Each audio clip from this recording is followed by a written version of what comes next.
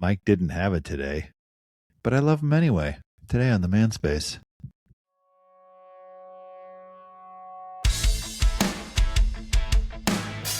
Welcome to the Man Space podcast. We're your hosts, Doctors Matt Brown and Rob Porter, and clinical therapist Mike Porter. Welcome, Spacemen. I had a whole different thing planned in my mind. I was going to sing till he dropped the ball. Till Mike dropped the ball. He was gazing off over here. There's lots of days Mike doesn't have it. So if we say that now, then the patron saint's going to get mad at us. Which, by the way, today is the patron saint's birthday. Oh, like today or the day that this will post? No, today. Like actually today. Well, happy birthday last week ago. Patron saint. So patron saint, happy. What does that make him? 37. Yeah, he's young. Yeah. Whippersnapper. He's not that young, but he's young. Speaking of 37-year-olds, Mike. That sounds weird. Speaking of 13-year-olds, Mike. How'd your bike ride go with the real active guy? We haven't done it yet. He gave me thankfully a month to kind of prep for it. Get up to speed. But I was at the temple on Saturday and he came in because our ward was doing a session and he came in and I was like, all right, man, I'm in. And he was very excited about he's like, yes, we're doing this. And then he mentioned to his wife something about ours for spring break. Mm-hmm. And she goes, oh, he probably already wants to do that too. Nice. And I was like, he probably could come do that. Dude, or be the guy in the background, like, who's that guy in the back bike behind us? He's been with us the whole way. The first time he doesn't ever seem to really talk to us, but he stops everywhere we stop. The first time I went on a ride like that with somebody who was in way better shape than me was in Lubbock with Josh. Oh yeah, I did Ransom Canyon with him. Oh my gosh, like he was just flying the whole time, and I almost puked. And then we went and got breakfast afterward, and I think we rode 20 some odd miles, and we got breakfast, and I'm like, my first thought is like, sweet, I'm gonna go take a nap. And he's like, I'm gonna go to the gym. I was like, what? And he's like, yeah, my body's real efficient. I was like, that it is, Josh. See you later. I'd be like, I hate you, Josh. My body's real efficient. I think he maybe even said extremely. It was kind of like, he wasn't saying it to be douchey, but it just sounded like, my body's extremely. I think it was more like something about his recovery. And I was like, because I think he just up and ran a half marathon with no training. And I can't remember what he said he did right after, but I'm like, what? Yeah, I've gotten to points in my life where I've conditioned myself into a state like that. Never, yeah. I've done little triathlons by myself on Saturday. Mm-hmm. But I've never gone to the gym afterwards. I don't know. Man, that guy is in shape. Yeah. Well, I don't know. I haven't seen him in a while. Maybe he's got the dad bod now. I doubt it. I feel like once you reach a certain point with conditioning your body, it's not about how because moving past the idea of him being a bodybuilder, even coming off of that, I feel like you just learn how to I think you value the feeling of conditioning and being conditioned, and it's not a weight thing or a look thing. It's like I like the control I have feeling here. This way. Yeah. Yeah. Do you remember when I would doubt it. Right after we found out about how jacked he was, because you couldn't really tell. I mean, you could tell he was in shape. Yeah. Then we all Facebook stalked him. Yeah. And Rebecca was like, guys, I've never actually known a guy that's I can't even remember how she described it, but it was like a real strong man. And it was real weird when he came to work the next day. We're like, hey, you have any reason to take off your shirt, Josh? Feeling hot, buddy? Need to get some air?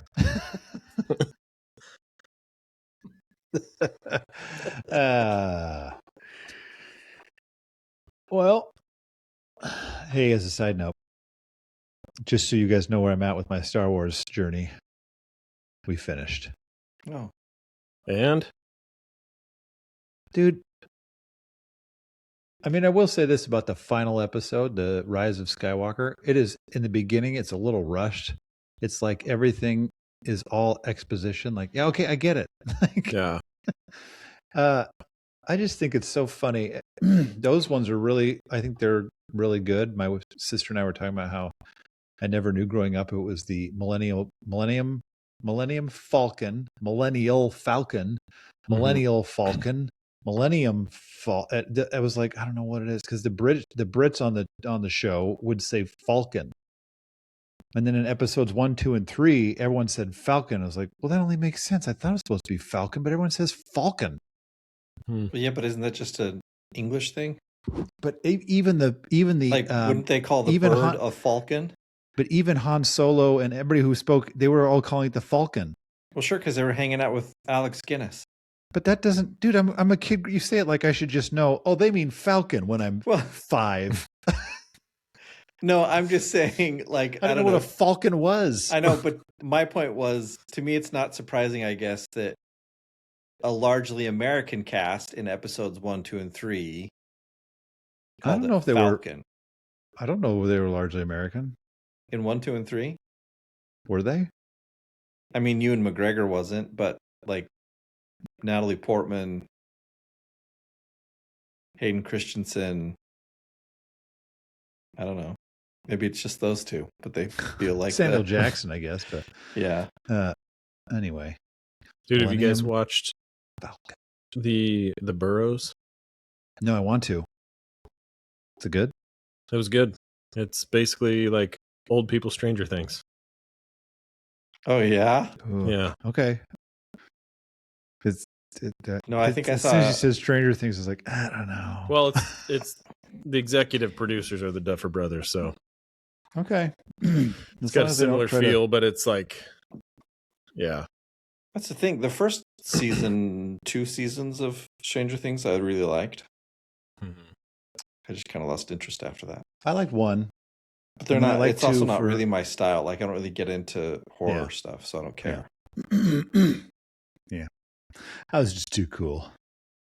Just kidding. I watched all the way through season 4 because one of my clients, every session I saw her, she's like, will you please watch season 4? I was like, okay. So I watched 5 was the last one, right? Yeah, I didn't watch it. Yeah, you're not missing anything. I didn't. I watched 1, and then my girls watched.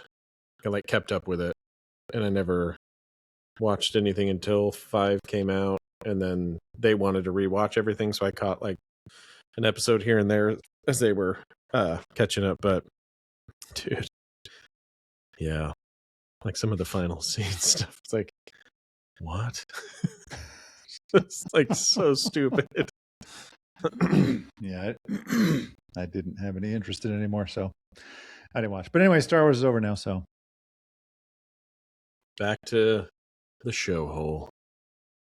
Oh, I got like a long list of shows I'm going to be watching, so don't worry. Okay. We just haven't started any yet. Oh, that's not true. This will the appear big giant list that you shared with me. Yeah, but there's more that we don't have on the list. I add to that list and take stuff off periodically. But one show we just started watching, which is for sure going to appeal to our larger masculine audience, is on BritBox. It's called The Other Bennett Sister. Where did I see that? I don't have BritBox. Yeah, it's Pride and Prejudice from Mary's point of view. Well, no, or it's what happens after Pride and Prejudice. Yeah, the first two episodes. The first 2 episodes are things you'd see from Pride and Prejudice. Yeah, and then it branches off from there. It's very well done. It's very delightful. Yeah, she was trying to find illegal ways to watch it before they made it available for streaming. And now she's just watching it. Huh? No, I think she's kind of forgotten about it. Oh, Matt still doesn't know how. No, I think I spaced out somewhere in what you were saying earlier because I'm connecting, like, for our very masculine audience, The Other Bennett Sister. Yeah. Yeah. Okay. Meaning, if for all you masculine dudes out there who really want a period piece rom-com, this is your show. It's good. That's all I have to say about that. All right. All right. So today we're talking about how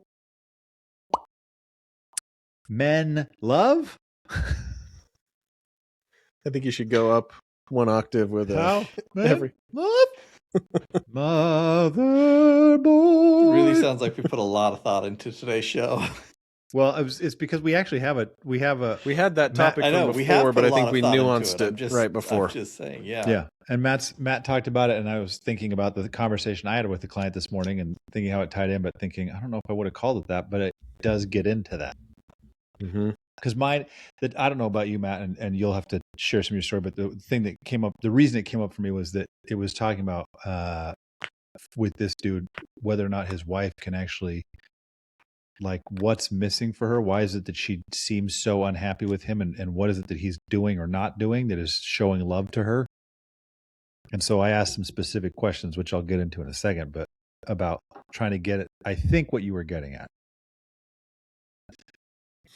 But tell me what you were getting at today on the Man Space. You already did that part. Oh, crap. I'll edit that out. No, I won't. Did we ever actually welcome them? Yes, yeah. I do it immediately. Clearly, I was in my. I should start naming them off by name. In my Welcome, days. Ryan and Sean. And Dude, since the video portion of our show was irrelevant. Yeah, I think that for last time episode was 250.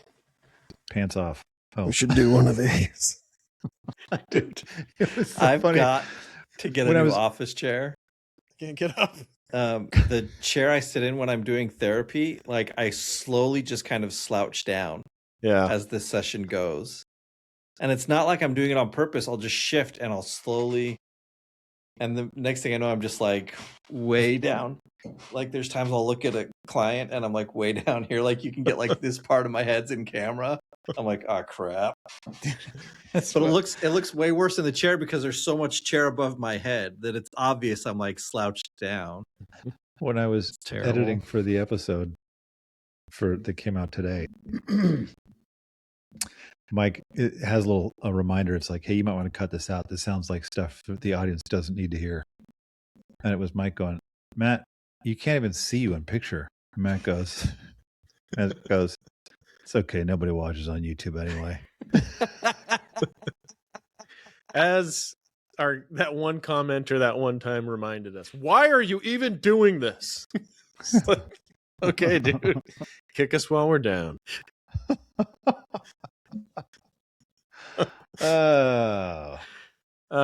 Okay, so contemplate this question, those of you who are listening. Like, how many times in your life has someone asked you, not in a context where you're getting called out or like blamed for something, but asked you to think about how somebody else experiences something, like how they feel in a certain situation, or based on who they are, how they would experience something.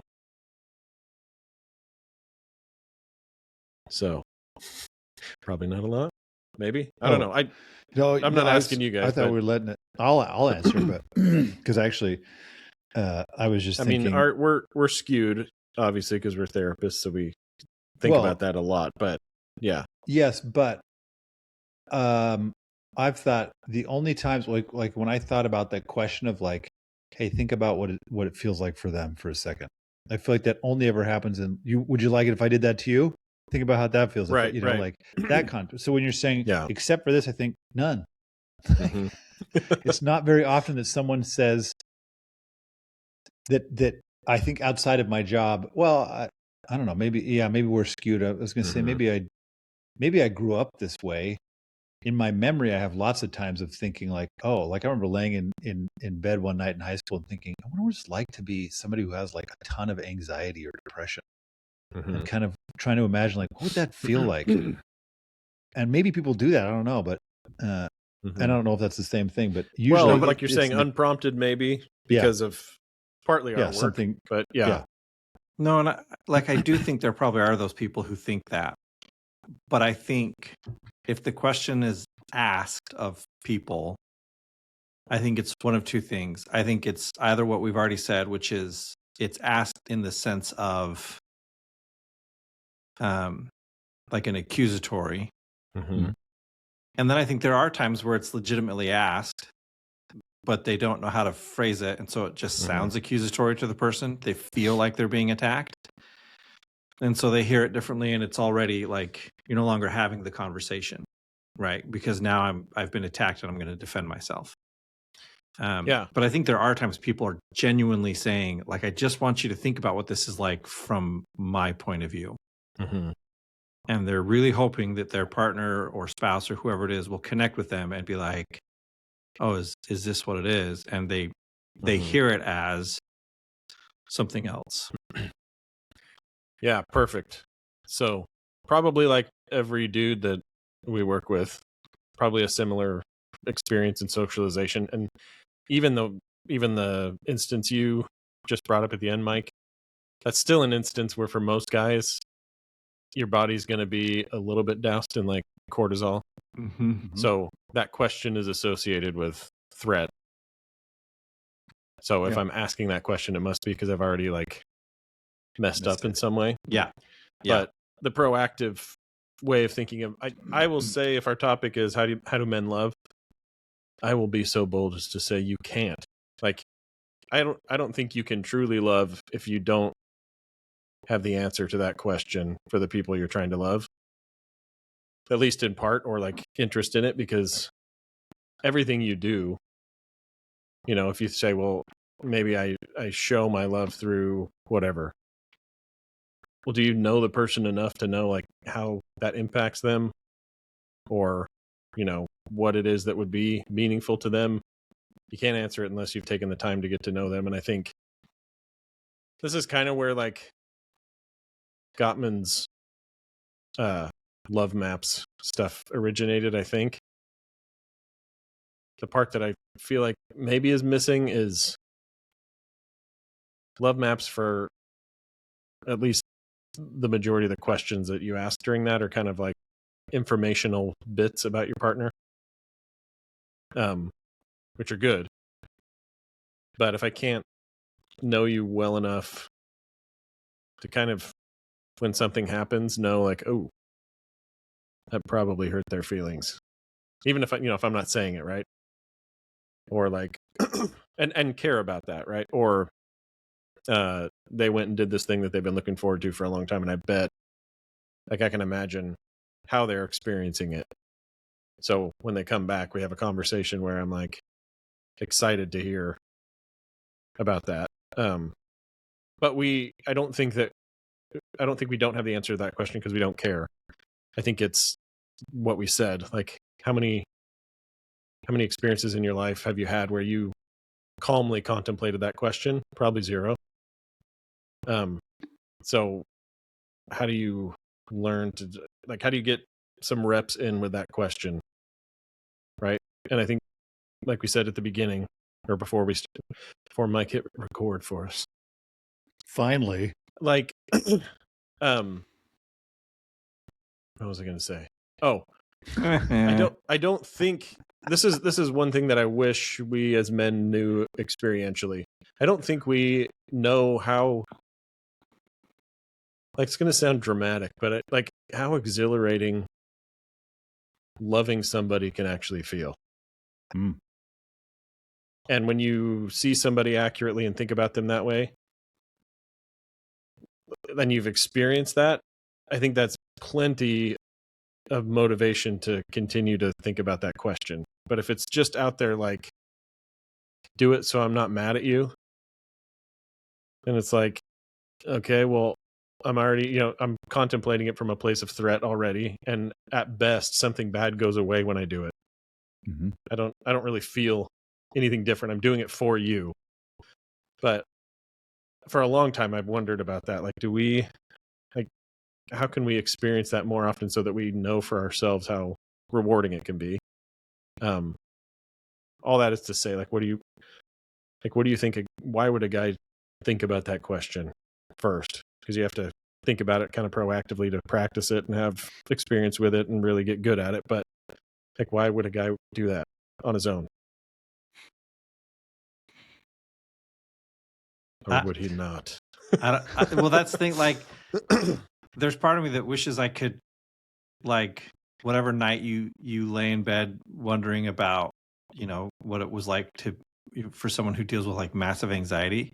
Mm-hmm. I would love to know, like, one, what brought it on, and two, like, was there any sort of like judgment or like irritation at, like, maybe you interacted with someone who was highly anxious and you're just like, oh my gosh, just relax. Which I think at that age is a pretty common response to someone who's anxious, is we just think, just relax, just calm down. Because and it is possible. Like, I know you, and you are the type to be genuinely curious about that kind of thing, for sure now. And so I think it's possible, but there's part of me that thinks, I don't know that, one, I don't think it's a question that is going to come naturally to a dude's mind very often. Once they have kids, it might more likely, but a lot of fathers that I interact with view that stuff and just think, well, I didn't have that problem, so you shouldn't have that problem. Instead of contemplating, why do you have that problem?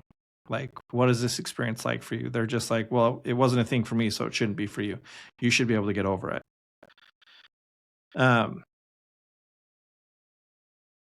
And so I don't know. I guess I'm curious about the same thing you are, Matt. Like, what would lead a guy to ask those questions, other than at some point thinking, like, to me, I like this idea of, like, there's a whole aspect of the relationship you're missing out on, where you are simply curious about your partner's life experience or your child's life experience or your friend, right? Whoever it is, you're just curious about it. What's that like for you? And as a result of this job, I find myself much more curious about that. I love talking to people I don't know and just being like, hey, what was this? What's this like for you? Like, I know a guy who, a guy. I know, a guy. His job and his work at church kind of intermingle a little bit. And so I'm like super curious. I'm like, hey, what's that like for you? Where you have this intermingling, but you have to, like, keep separate my job and my church stuff. And I'm like, what's that experience like for you? But again, I wasn't this way. Like, I don't know that I was even this way as a teenager. And so I've learned into it because of what I do. I don't know. I guess I am curious, like, how it, like, yeah, do men even think this kind of thing? Like, I know some, like, just working with dudes in my office, I think, I know two. Well, the one that keeps standing out, like, they seem to think it has to be a one-to-one comparison. Like, well, I'll never understand childbirth because I will never have children. And I'm like, you don't have to have children to understand childbirth, dude. Mm-hmm. Like, they don't need you to, they're not asking you to understand exactly what the experience is for them. They're asking you to connect to an emotion. But, like, for them, it has to be this one-to-one thing. And if they can't find a one-to-one correlation, well, no, there's never been a time in my life when I've been that worried about my kid. Oh my gosh. Okay, I get it. Like, have you ever been worried about something ever at all? Yeah. But it's a struggle for a lot of men, I find, at least in my office, to, like, for them to separate out the one-to-one idea of, like, it's got to be equal. And so, yeah, I guess as a result, I'm like, I don't know how much men actually think this on their own. Sorry, I've been rambly. No, it's all right. You haven't been. It feels real rambly. There's some guy out there saying, man, I just want more about my guy. That Mike guy, man, he gets it. Here's He rambles. I actually thought a couple things. One was like, whether or not do I think men think about this or not, and the other part being, this is how I think you do it, or how I've done it with men. Because when you ask that question, it's like, yeah, I think I have been naturally curious. In my memory, when I thought about what's it like to have anxiety, is because I had a friend who was talking about it or something, and feeling like, what's that like? Like, I don't know what that would feel like. And that's why I like therapy, because that's why I like movies and books, because it's like, what's it like to be in your head? I've always liked that idea. And so I creep couples out when I'm like, look, guys, when we talk about your sex life, I am imagining what it's like for you guys to be having sex. And what would it be like to have sex with you? What would it be like to have sex with you? Because it helps me understand the context of where, like, oh, I can see why this would feel really scary or dangerous or connected or something. But I don't think we're trained to think about it. We're trained the opposite. Don't think about it. Just go get your job done. And I think the only times, that I've seen men think about it is when they're in trouble. So, Mike, even when you're given that, like, I don't know what it's like to be pregnant. It's like, yeah, it sounds like that was already in a place where the guy was like, dude, come on. He's like, I can't get there. What? I'm in trouble. I know what,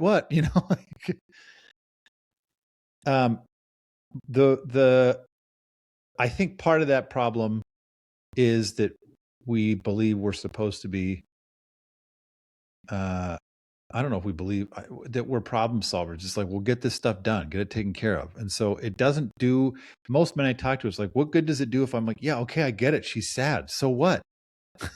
It's like, nice. But they, it's like, how do men love? It's like, well, that's one of the ways actually that they try to love. And I wish women would see more, like, he is trying to love you by taking it away from you. Yeah. And he's doing it wrong, and that's fine. He doesn't know how to do it for you. It doesn't mean he doesn't know how to do it. It just means he doesn't know how to do it for you. So, but he's trying to love you. But the conversation I had with somebody today, and I think this is usually the avenue I take in, is I sometimes feel like men have to see that there is a problem for them first that needs to be solved. And it doesn't need to be this other person. It's like saying, dude,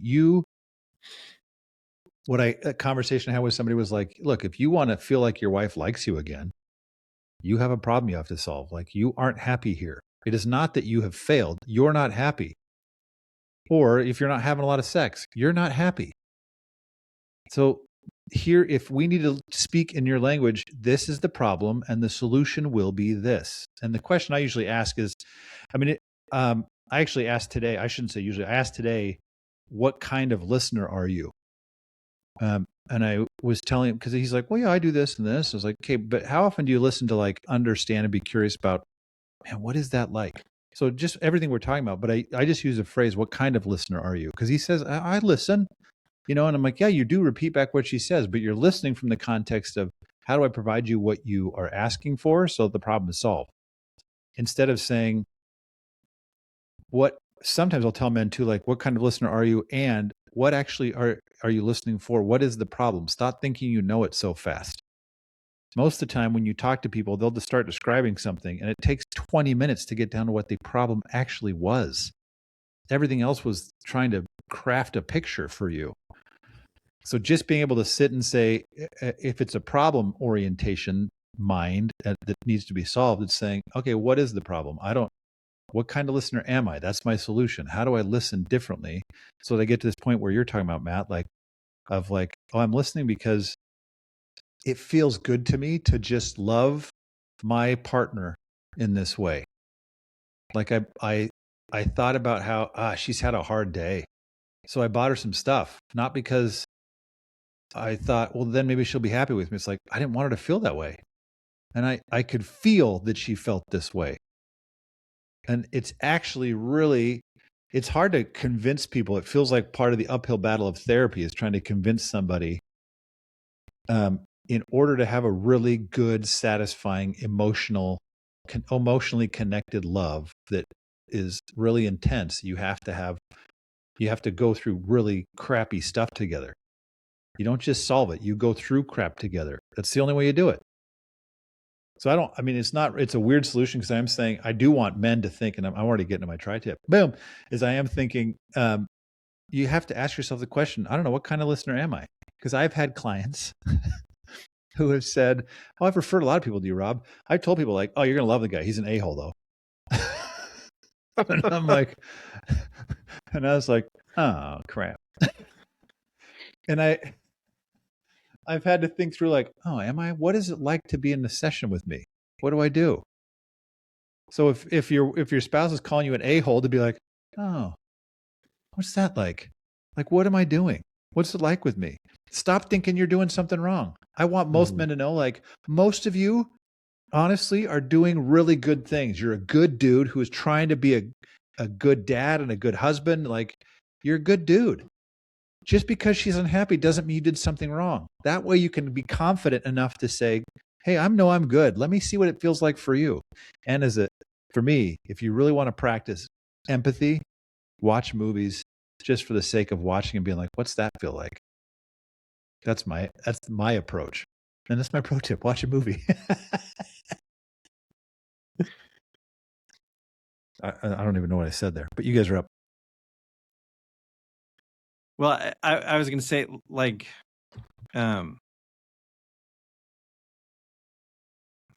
sorry, now I have to get past Rob's movie because I just want to say, well, do you have a specific movie that they should watch, Rob? Like, help them out. Jeez. No, pick a movie, man. Good characters.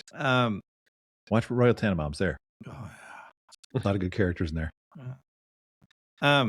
By the way, Mike, for those just listening, Mike just did that last like 30 seconds with his eyes shut. He was in the moment. Well, I was also trying to, like, I was visually trying to run backwards so that I wouldn't be distracted by things on my desk. By Rob saying stuff. Go ahead. Yeah.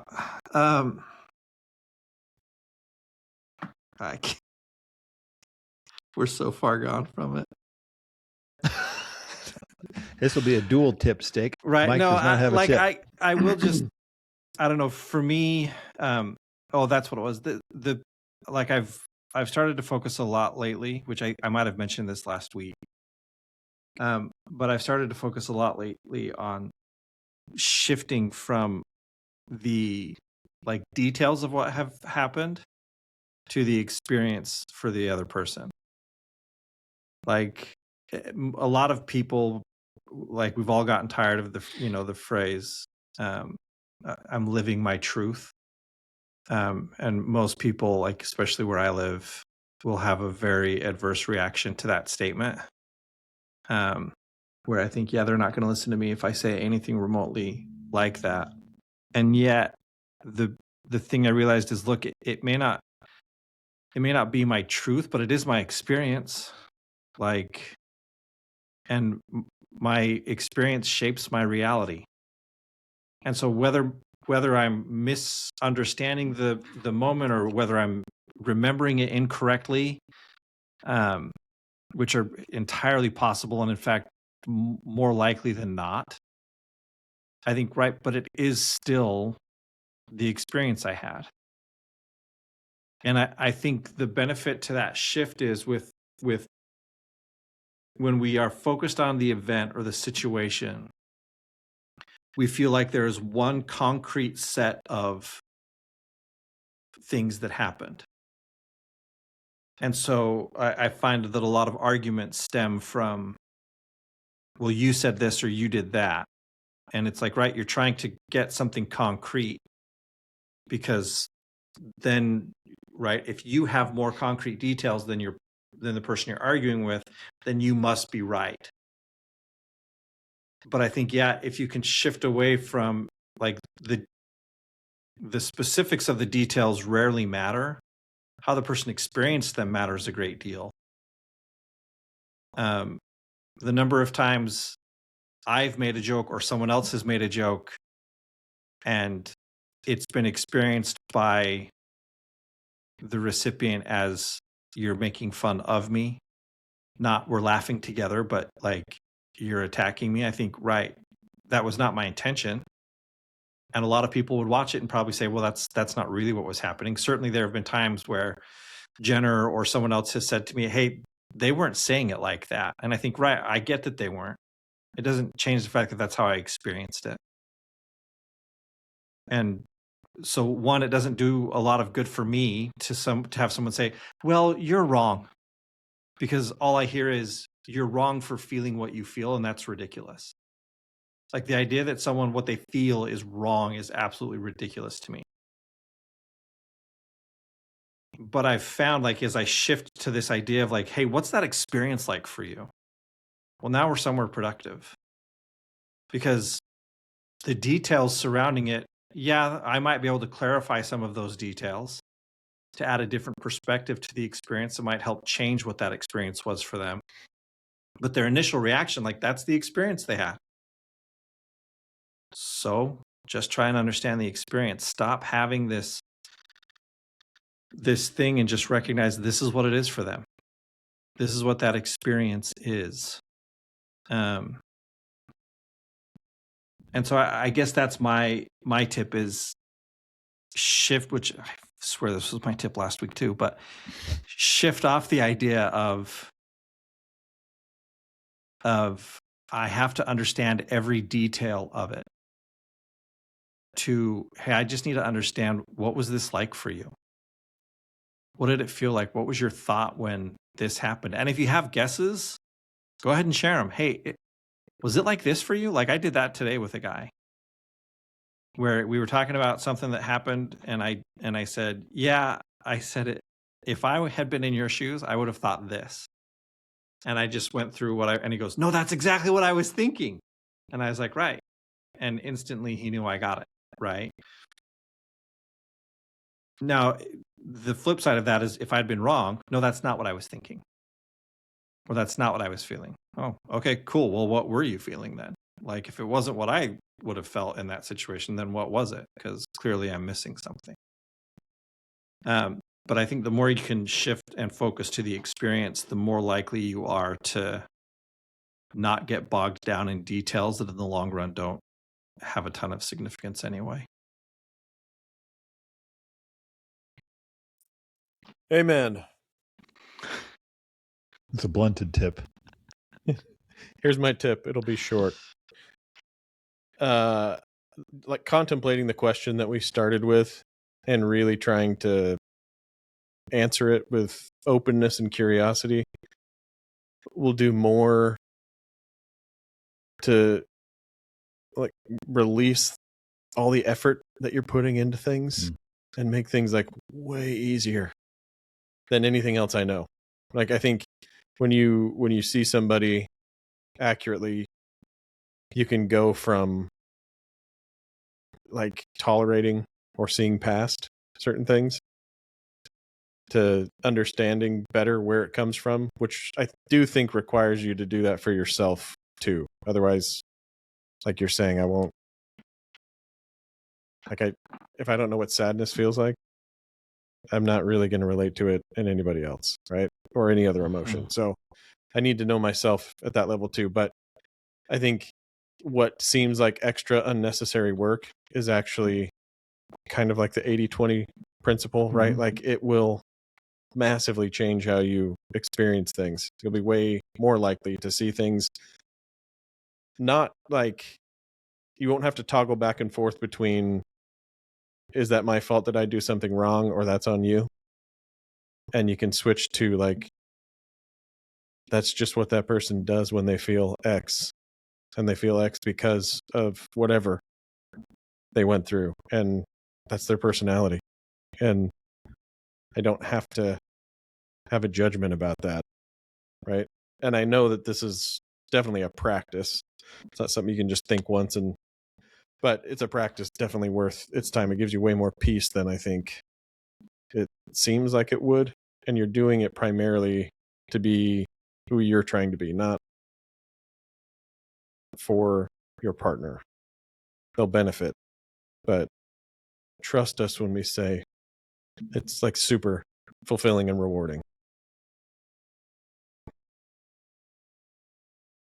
So That's it. I was trying to come up with something smart to say about fulfilling and rewarding, because I think, yeah, it is funny how if you do this, there's so much more you could get without knowing it. Like there's so much more fulfillment you'll get, and life feels much better. But you have to do it yourself. And then come back next time, catch us on the Man Space. Ta-da!